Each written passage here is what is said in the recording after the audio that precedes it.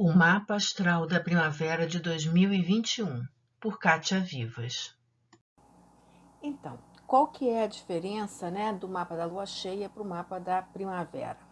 Bom, a primeira diferença que acontece é porque, apesar deles serem mapas muito parecidos, porque têm aspectos, né, no céu muito parecidos, na organização que eles ficam a partir da data que a gente levanta eles, a data e o horário, evidentemente que algumas transformações acontecem. Enquanto o mapa da lua cheia tem o ascendente em touro, o mapa da primavera vai ter o ascendente em peixes, né? Então, isso muda um pouco o enfoque, tá? Sempre um ascendente em touro, como foi o caso da lua cheia, sempre fala mais sobre valores, e valores esses tanto materiais como imateriais, vai falar um pouco sobre economia, sobre as questões mais próximas da gente, mais terrenas, né? E já um mapa com ascendente em peixes, ele pode estar falando, entre outras coisas, né, sobre a questão das águas. Isso é uma coisa que vai nos preocupar bastante, não só nessa primavera, como no verão que se aproxima, tá? Bom, primeiro eu já tinha começado a falar para vocês, né, a importância da primavera aqui, marcando, né, o solstício da primavera marcando um meio ponto, né, então é um ponto de equilíbrio, tem o efeito de lua cheia. O que isso quer dizer? Isso quer dizer que é um momento de reflexão, né? A gente plantou a sementinha lá atrás, na lua nova, lá em Áries, né, em março, e agora a gente está percebendo aquilo que a gente fez. E nessa percepção é um momento de avaliar, de correção né, correção de rumo ou reafirmação de determinadas coisas que foram plantadas lá atrás. É sempre um momento de reflexão. Também começa a ser um momento de colheita daquilo que a gente, né, porque aparece aí, né, o que a gente plantou brota. Então a gente vai ter vai ver claramente o que foi que nós plantamos, tá? No mapa da primavera, como é a entrada do Sol em Libra, né, então evidentemente que o planeta regente vai ser Vênus, e aí ela se torna mais importante nesse processo. No vídeo anterior eu já tinha falado um pouco sobre esses aspectos da Vênus nesse mapa, né, no mapa da Lua cheia. E aqui algumas coisas vão se reafirmar, tá? Como a Vênus está em Escorpião, né? Então uma Vênus em Escorpião ela é muito poderosa. Ela é uma Vênus que ela não trabalha na leveza dos salões, ela trabalha dentro das profundezas da alma.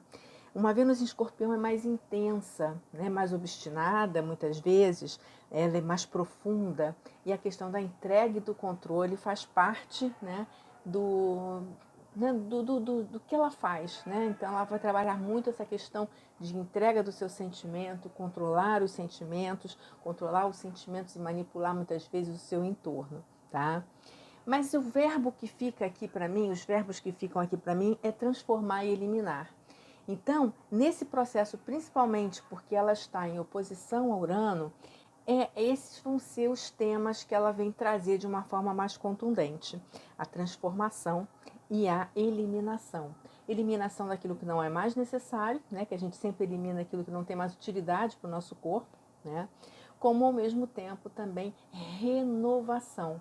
Porque nesse processo de eliminação e de transformação, né, você tem uma renovação.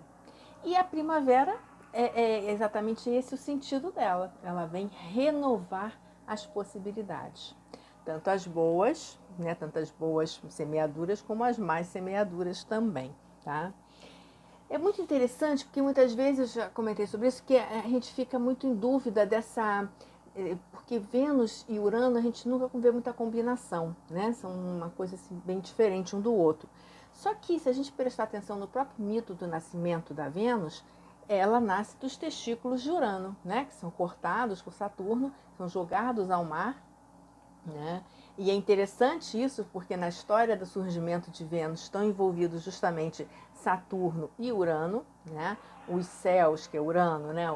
A liberdade, o que não tem limites, né? E Saturno, que marca o tempo, né? Que é Cronos, que marca o tempo, a hora de terminar as coisas e tudo mais, é o ceifador, tá? Então, eu acho que, e a própria questão dela nascer dos testículos dele, né? Então, de Urano. Então, ela nasce dessa força criadora, e ela cai aonde? No mar. Né? Então, no mar ela vai ter também uma associação aí com Netuno, com as profundezas, com o inconsciente, né? Com o imensurável. Tá? Então, os domínios de Netuno também estão presentes aí.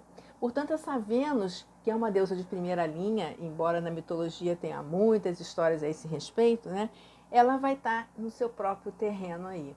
Ela vai dominar essas questões todas aí. É uma Vênus mais marciana, porque ela está em Escorpião, né? Em Escorpião, Marte fica exaltado, então confere a ela umas energias mais vibrantes, mais firmes, mais fortes. Mas para a economia também é muito complicado, né? Mas vamos lá. Então, como eu já tinha falado, né? A Vênus representa a nossa forma de amar, tá? E ela nesse contato com Urano, ela vai falar sobre amor à liberdade, ao conhecimento, à inovação, ao coletivo, às amizades, né? Ela é uma Vênus, e como Urano está em Touro, então ele vai falar dos prazeres. Então, a questão do prazer, do consumo, também está aí bastante envolvida nessa situação, tá? Aquele triângulo que eu tinha falado entre Saturno, né, Marte e a cabeça do dragão, né, ou o nó do norte, ele se mantém e agora se reafirma com a entrada do Sol em Libra. Então, o Sol vai conferir mais força, mais claridade, mais vontade na energia que a gente já falou no vídeo anterior. Portanto, o Sol e Marte eles não vão perder potência, pelo contrário, eles ganham. Porque isso também é uma característica que dizem que Sol e Marte em signos, como por exemplo de Libra, eles são divididos porque eles não têm as coisas, eles se dividem, eles perdem força. Marte estaria em detrimento em Libra, né? E eu não vejo dessa forma. Eu acredito que os planetas eles não perdem a sua potência. Eles apenas mudam a rota delas, né? Então, por exemplo, quando Marte entra no mundo de Libra, né? Ele perde a potência dele da identidade, do querer, da vontade, inaugura um outro momento em que o outro conta. Né? Então, qual é a energia de Marte em Libra? É buscar acordos, é buscar vínculos, é tentar fazer, né, o equilíbrio das situações. Embora em alguns momentos seja tão difícil equilibrar os pratos da balança, que aí esse Marte às vezes fica meio indeciso, ensaia e erra algumas vezes, enfim, ele fica muitas vezes nesse vai e volta. Mas uma coisa interessante é que no mapa da primavera a gente já vê o elemento fogo aí presente, o que já vai trazer mais inspiração a esse mapa, mais determinação, tira um pouco só do falar por falar. Aqui o falar traz consequências. E as consequências também podem ser vistas nesse grande triângulo que se forma aí, né? E também por um outro grupo de aspectos, que a gente chama da T-square, né? T, quadrado do T, né? Que é envolvendo a Lua, Plutão e Mercúrio.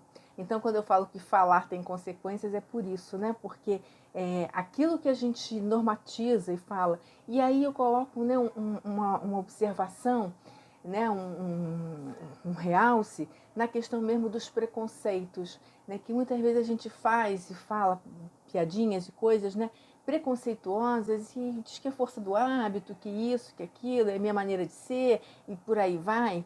E aqui mostra que isso gera consequências. Você é responsável por aquilo que você fala e paga por isso, entendeu? Então é mais ou menos essa a situação desse mapa com a entrada de Plutão, Lua e Mercúrio nesse propósito aqui, né? Um outro aspecto que surge aqui, que é um aspecto, não vou dizer menor, né? Mas é um aspecto um pouco mais sensível, é que vai se formar um iode, né? O que é o iode? Iode são dois quincunços e um sextil. São dois aspectos tensos, incomodativos, com aspecto harmônico. E isso forma o que eles chamam de um dedo de Deus, como se fosse um triângulo, né? Ou a mão de Deus, um triângulo apontando para cima. E que quem encabeça esse ódio vai ser justamente Vênus, que são as nossas escolhas, as nossas vontades, os nossos amores, onde a gente coloca a nossa atenção, né? A atenção, né? E aí, esse ódio se forma justamente com Quiron e com a Lilith em Gêmeos e o Quiron em Áries. Traduzindo, né? A sensação que me dá é que a gente precisa, e a Vênus em Escorpião pede isso, né? Mais intensidade, mas mais profundidade no que a gente sente, naquilo que a gente se compromete, tá? E com essa duplinha aqui do Quiron e da Lilith, me passa uma sensação que a Lilith sempre onde ela bate é onde está o vazio, né? Então é como se são questões que a gente precisa resolver. Independência ou intensidade, né? Isso em termos de vínculos no modo geral. Frivolidade, futilidade versus, né, intenção, intencionalidade, tá? Então é como se fosse um convite a gente a aprofundar os nossos vínculos, mas sem querer possuir o outro, né? Sem querer controlar o outro, ou perder a sua identidade dentro dessa relação. É uma busca também pelo sentido das coisas. E isso eu acho que marca bem esse período que nós estamos vivendo, depois de tantas coisas, né, a pandemia, né, esse isolamento, tantas coisas se passaram. Então, antes que a gente vá retornar a essa, entre aspas, normalidade, né, antes da gente entrar nesse contato mais profundo com o outro, a gente precisa realmente verificar o sentido que a gente está dando às coisas, né? Isso é muito importante. Essa relação ainda de Plutão com o Mercúrio, né, e com a Lua, ela me traz também algumas outras inspirações, né? Sem dúvida a gente está falando aí do poder, né? O poder da notícia, o poder do conhecimento, o poder das habilidades e aquelas habilidades aplicáveis à vida diária, tá? Como também a gente está falando sobre família e individualidade, impulsos para transformar. Quer dizer, nesse regresso que nós fizemos para dentro de casa, para dentro da nossa alma, né, como a gente queira chamar, durante a pandemia, né, a gente encontrou muita coisa. A gente encontrou loucura e cura, a gente encontrou muitas maquinações na nossa própria cabeça e no nosso entorno, tá? A gente tem visto situações que fogem a qualquer realidade, né? Qualquer realismo, mas enfim. Eu acredito que a gente vai estar muito ainda tendo revelações estapafúrdias de situações muito que a gente já está vendo isso, né? E uma constatação, bem assim no raso, né? Fake news mata. Então, responsabilize-se pelo aquilo que você fala, por aquilo que você propaga, por aquilo que você traz para dentro de você, porque tudo isso pode matar, né? Então, acho que essa é uma questão que fica muito patente aí.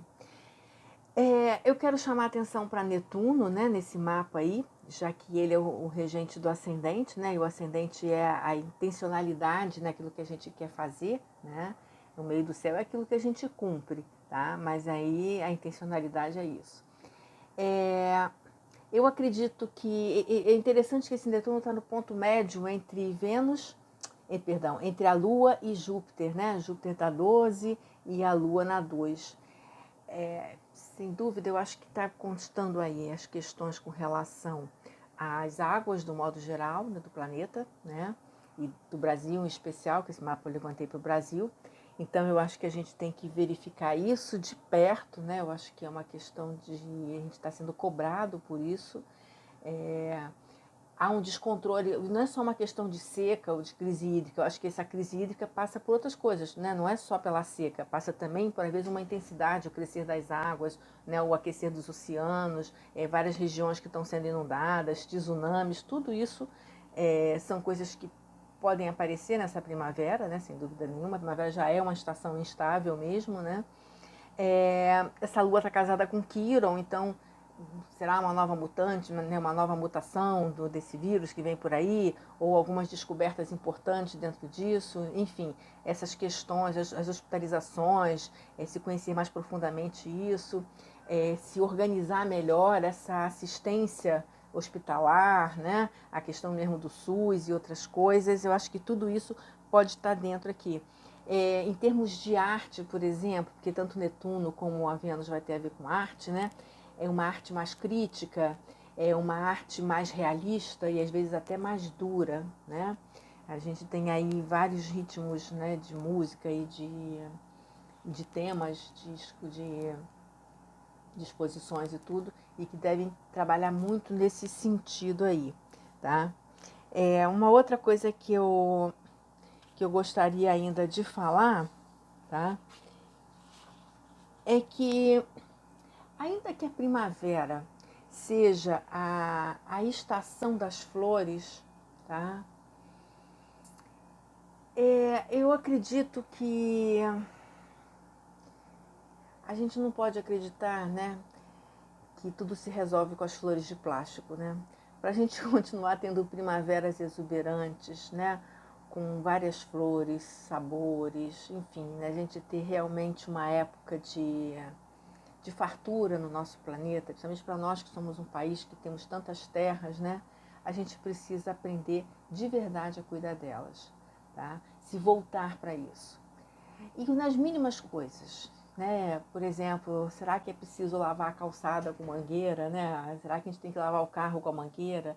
Enfim, a gente joga lixo pela janela do ônibus, do carro. Todas essas coisas têm consequências e a gente está sendo chamado a responder por elas, individualmente e coletivamente. Portanto, se a primavera são das flores, sejamos nós as flores da primavera, ok? Um grande beijo, gente. Até a próxima. Tchau, tchau.